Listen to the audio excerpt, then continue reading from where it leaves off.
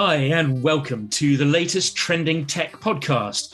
I'm Jeremy Cowan, co-founder of the websites iot-now.com, vanillaplus.com, and The Evolving Enterprise. Now, we recently came across a new fraud analysis called the Voice Intelligence Security Report. It's by Pindrop, a London-based computer and network security company. And I am delighted to say we're joined today by Pindrop's Director of Research, Dr. Nikolay Gaubitch, who can tell us later about the security threats they found and how telcos and companies should respond. So, Nikolay, welcome to the Trending Tech podcast. Hi, Jeremy. Thank you so much. It's a great pleasure to be here today. Good to have you. First of all, we're going to have a look at some of the latest tech news, Nikolay, across the piece. What have you come across? I was looking back at 2021 and two of the most interesting pieces that came out for me. One was the Anthony Bourdain story, where there was a documentary made with him posthumously, and parts of the documentary were actually synthesizing his voice using the so-called deepfake technology. And I found that fascinating because, of course, it caused a lot of stir of opinions of whether that's ethical, whether it's not. And, it almost feels like a dystopian story. It's come out in stories like Black Mirror, reviving people through technology, which is what happened here. That to me was one of the sort of speech technology highlights of 2021. The second story I had was very much related to that, where fraudsters use the cloned voice and were detected to be involved in a $35 million bank heist. All right, so that's a massive thing. And the fascinating part is that these two articles are linked by the same technology. On the one hand, of course, there's a lot of conversations whether it's ethical, whether we should do this, but it's rather innocent. And then on the other end, you have the same technology being used in a pretty malicious way. Yeah. The thing that struck me about the Anthony Bourdain issue was that they never actually indicated in the program that this was what they'd done. It was only explained afterwards. And I know that one of the reviewers felt particularly misled and was pretty scathing about it. My feeling about that, and I don't know how you feel, Nikolay, is that if there's an intention to deceive, as there clearly is in the attempted theft and fraud, then every time there's an intention to deceive, then that's a misuse. Otherwise, it seems like an interesting tool for all sorts of uses. No, that's right. And in the larger scheme of things, I'm a strong believer that when technology is used to synthesize humans in whatever way or form, that should be clearly indicated. Yeah. And as the report said about the attempted fraud, which I think happened in Dubai, didn't it? It all sounded a bit Mission Impossible. I don't want to seem wise after the event, but what would you say were the key mistakes made by the bank in this case in allowing the fraud or allowing partial fraud? And what lessons should we learn from this and from the voice cloning attack on a UK company that failed in 2019? So, I don't want to start talking about mistakes at this point in time. This is still a very rare occurrence. And it is, I think if this happened on a daily basis and folks haven't taken care to protect themselves against attacks like that, then you can start talking about mistakes. Yeah. Here, it's really, you're one of the first targets of this type. And what we should do is rather look at what we can learn from this and be extra suspicious. This has been my general trend of talking to the public over the last couple of years in particular, because we've seen many sort of phone-related attacks on individuals, on banks. And the point is, be extra suspicious. If there is something in your conversation that makes you feel slightly uncomfortable, better act more on the cautious side than not. Fair enough. And particularly when one's dealing with subjects where sums of money as large as $35 million, that's an astonishing amount of money to be at risk with such a technology. Yeah, no, that's absolutely correct. The other serious news story that I'd like to discuss is sort of slightly outside this area, but still of interest to many of us, I'm sure. And it appeared in the UK-based Telegraph Online. It was headlined, "Smart meter tariffs now massively overpriced," quote unquote, as gas prices triple. And I think the underlying problem is probably pretty well known. I mean, demand for natural gas is outstripping supplies for a variety of reasons, as Europe replenishes stocks that dwindled in a hard winter 12 months ago, and particularly following high demand in Asia and China. So I know gas bills have climbed 12% in some markets in recent months and look likely to jump another 50% in the next quarter in some markets too. So in the IoT sector, we're familiar with smart meter tariffs and once seen as the future of energy pricing, but now they're becoming ineffective as prices have risen across the market. As the new report said, so-called time-of-use smart meter tariffs, which lower the price of electricity when demand is low and increasing the cost in times of high usage, these were sold as one of the key benefits of the smart meter rollout. Normally, deals like this could save the typical family about £200 or almost $300 a year compared with average variable tariffs. And right now, gas prices don't change during off-peak hours. So the Telegraph report quoted Joel Stark of the metering and data provider Stark as saying these kinds of benefits formed a huge part of the original business case for smart meters. Those benefits in turn justify the exploding costs of the rollout. If they aren't happening, why are we ploughing on with this massively overpriced solution? Nikolay, I guess smart metering will prove its value once again when prices stabilize and fall. I don't want to criticize smart metering as a technology. It's a very valid one, but it does seem to be under some pressure at the moment. Yeah, and I think we're going to see these doubts in technology always, right? So whenever there is something new, folks are looking for signs of weaknesses or whether something actually works as it should.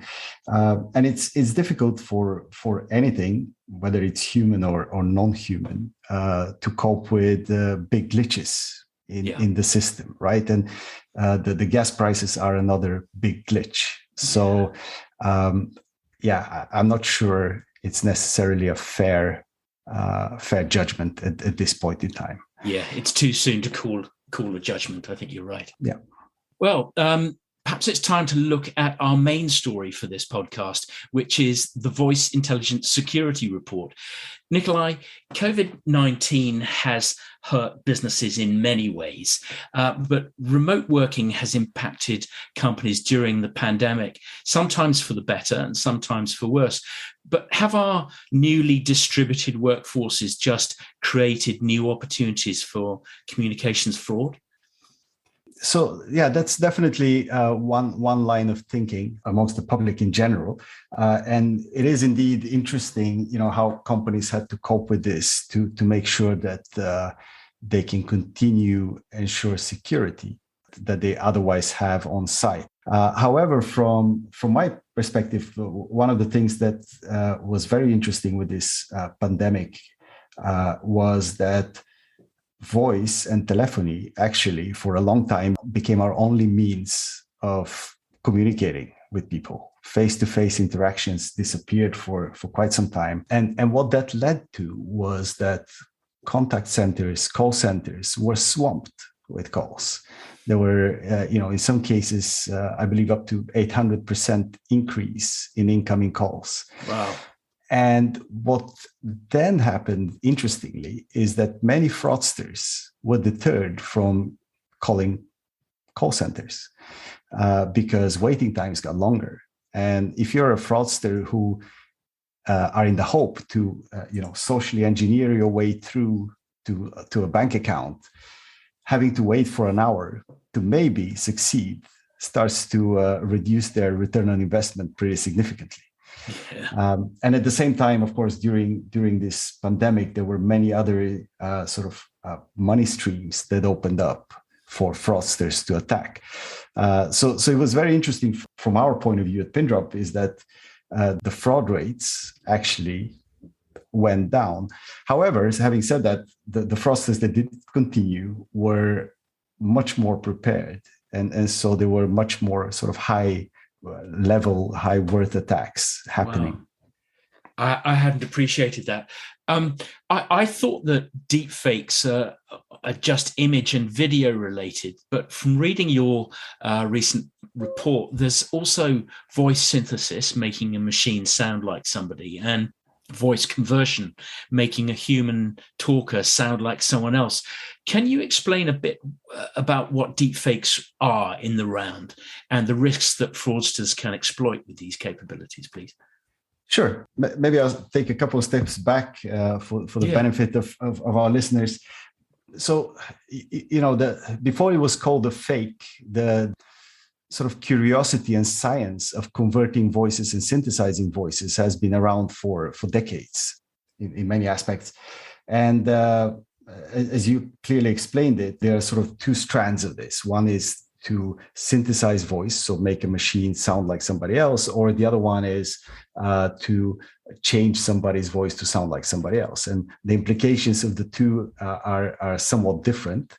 But what happened in the last sort of 4 or 5 years is the rise of deep learning technology. And the application of deep learning technology to the problems of voice synthesis and voice conversion is what resulted in the so-called deepfakes. And we already talked about two occurrences of these deepfakes last year, and the implications of those. Right, it's becoming more challenging with the rise of technology like this to trust who you are speaking to on the other end. Right, and this holds for voice, this holds for video, and in some ways, I find that with voice it's more tricky. With video deepfakes that we have seen, they're still quite glitchy, right? So they're plausible, but you can see that something is not right there. Whilst with the voice, if done properly, you can actually start getting to a point where, for a human, it's tricky to hear that. Yeah. And I believe strongly that it's something that we're going to see more of.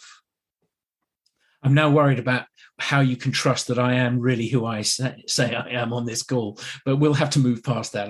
Just take it from me. That's right. So is the threat posed by deepfakes and voice synthesis a real widespread risk right now, or is this still something that is a minority area of concern? I believe it's still in its infancy. So it's there, but it still requires quite a lot of skill to pull it off. So it's not a readily available tool that you can download and run. But that's not to say that it's not going to be soon, right? And then speaking of worrying, being part of a podcast like this can be worrying, because that means our voices are in the public domain, which is what is needed to create a synthetic voice. Right? Yes. Just putting it out there. But I believe it's a real threat, simply because looking at how fraudsters behave today, they take to all means they can, anything that is available to them, to commit fraud or facilitate fraud. And it's not far from this being a favorite tool, I can see. Yeah. So looking at the wider telecoms arena, what are the most common types of fraud at the moment? And what can telcos and enterprises do now to better protect themselves and their customers?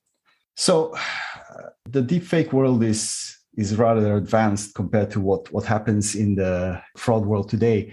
So the telephone is really one of the favorite tools of fraudsters to either directly commit fraud if they can, or more often even facilitate fraud, which does not actually happen on the phone. So the benefit of the phone for many of the fraudsters is that they feel anonymous, right? They make a phone call. Your phone doesn't necessarily have to be connected to your identity anymore. And you can talk to somebody in a call center, usually with hundreds, sometimes thousands of call center agents. So it feels safe. And then on the other end, when you speak to a human, you have the opportunity to try and trick them to give you information they shouldn't be. And that's partly the reason why fraudsters are in favor of this. Now, it can be something from very small things, like a fraudster calling to check an account balance, which seems very innocent, very difficult to detect, actually, unless you have the appropriate technology. But what they do effectively is to confirm that the information they have about a bank account is correct, and that it's worthwhile to actually doing something further with that bank account, right? So these are the type of activities that you often see. And I can give you a story of a real fraudster that I like very much, that we came across, and it kind of summarizes the behavior. And that's a guy we dubbed Postman Pat. So Postman Pat would call a bank and order a replacement bank card and replacement PIN number to the address on file, which is a rather simple and innocent type of activity you can do over the phone. Mm-hmm. Then he would intercept the physical mail to pick up that card, because he is effectively the only person knowing that there is a new card coming. Yeah. Right. So this gives you an example of how the phone can be used as a tool. And it can be very simple, or it can be, as you've shown already, extremely complex. Exactly. So I don't want this to be all doom and gloom. So in the best case scenario, how often are fraudsters actually being caught? I mean, for example, what percentage of attempted frauds are identified as fraud attempts? And do you know what percentage lead to identification or prosecution of the fraudsters? There are so many questions in that question. Yes. So I'm going to try and disentangle that. Unpack that. So to start with, identifying fraud without the help of technology over the phone is very difficult. So if you imagine a call center that has tens of thousands, sometimes hundreds of thousands of calls per day, being able to quickly identify whether something is risky or not is virtually impossible. And in particular, since call center agents' objective is not to listen and try to detect fraudsters, they're trying to give good customer service to us callers, right? And that's a fortunate thing, because the last thing we want is to be treated as fraudsters every time we call a bank. But that's the benefit. And you asked earlier, what can companies do and businesses do? Technology gives you this ability. It gives you the ability to actually detect fraud within a very short amount of time of the call. So usually we take about 15 seconds to give you a risk score to tell you there's something risky about this call. Wow, that is incredible. And using that, you're able to actually detect about 85 to 90% of the fraud attempts into a call center. So starting from very close to zero to 85, 90% is a pretty huge leap using artificial intelligence driven technology. Yeah. Is it possible to say with any confidence how often fraudsters are identified or prosecuted? I find it difficult. I don't have any numbers, and personally, I'm not involved, and Pindrop are not really involved in that side of things. So what we do is, as I said, we give a score. But one interesting thing to think about when it comes to prosecuting fraudsters is that fraudsters don't necessarily have to be located in one particular place, right? Fraud is a global activity. And so you can have a fraudster from the other side of the globe attacking a bank in the UK. Yeah. Who would prosecute them? How would you find them, right? So I think it's a rather tricky business. Yeah. it does sound as though we need more integration, a forum in which the global banks and global communications companies can get together with companies such as yours to identify ways of deterring this, even if it's not always catching people. Deterrence is the first line, I guess.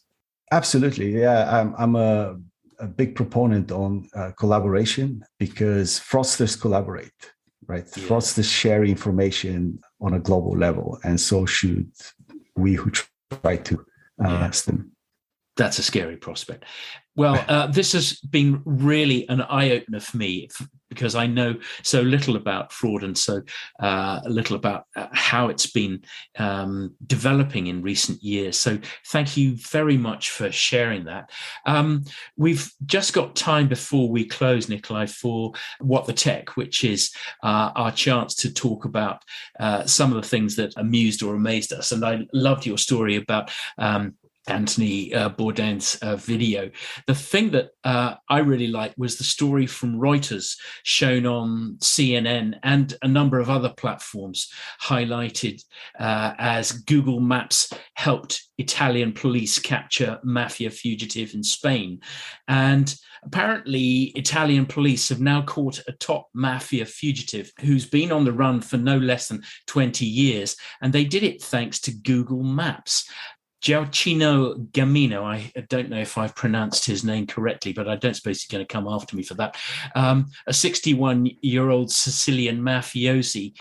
He escaped from jail in Rome in 2002, was sentenced in 2003 in his absence to life imprisonment for an earlier murder. And after a lengthy investigation, Gamino was tracked to a town close to Madrid, but it was only when a man fitting his description was seen standing in front of a fruit shop on a Google Maps street view that investigators knew they were looking in the right place.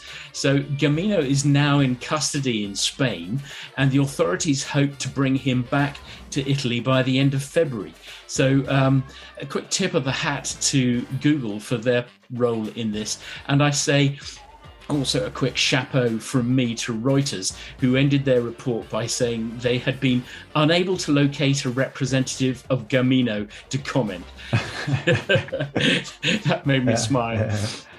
So there's no end of uses for Street View, Nikolay, and perhaps not always in directions that we might have thought. That's right. No, I mean, this is a fascinating story of accidental use of technology, let's say. Yeah. Definitely. I love it. Sadly, that is all we have time for today. We're going to be back with another Trending Tech podcast very soon. Don't forget to like the podcast wherever you found us, and please share it with friends. It won't cost you a thing, and it really helps boost our ranking. So thank you if you can. But that's it. I've been Jeremy Cowan, talking to Dr. Nikolay Gaubitch of Pindrop. Thanks for all your input, Nikolay. Thanks so much, Jeremy. It's been great. Great to have you here. And ladies and gentlemen, thank you too. Please join us again soon for the next Trending Tech podcast. Bye for now.